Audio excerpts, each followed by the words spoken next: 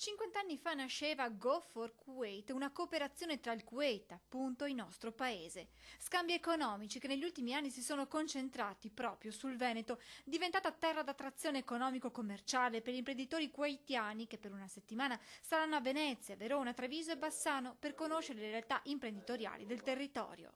La maggior parte Italia non presenta solo la moda, Italia è presente anche le tecnologie, le tecniche, l'industriale, la qualità di la vita, la qualità di diverse cose.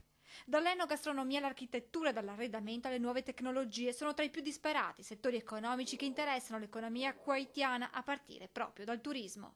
Prima avete bel clima, la montagna, proprio anche la prima cosa io investo anche per il turismo.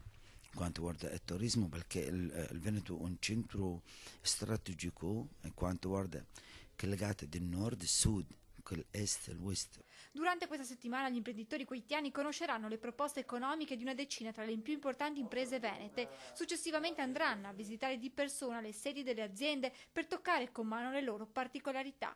Il duplice obiettivo è che dal Kuwait si decida di investire in Italia e in Veneto e che gli imprenditori veneti aumentino le loro possibilità di esportare negli Emirati i propri prodotti. Le aspettative sono sempre quelle del business, ovviamente è quello di portare nel Kuwait le emozioni, che da 30 anni già collaborano con la mia azienda. Ma la cooperazione Italia-Kuwait è destinata ad allargarsi alla cultura a 360 gradi senza limitarsi ai soli scambi economici. La cultura, che poi vuol dire il sedimento, il presupposto di molti dei servizi per l'uomo, dal welfare alla medicina, debbano essere, come dire, i primi passi per costruire un rapporto di collaborazione e di amicizia basati proprio sulla comune umanità.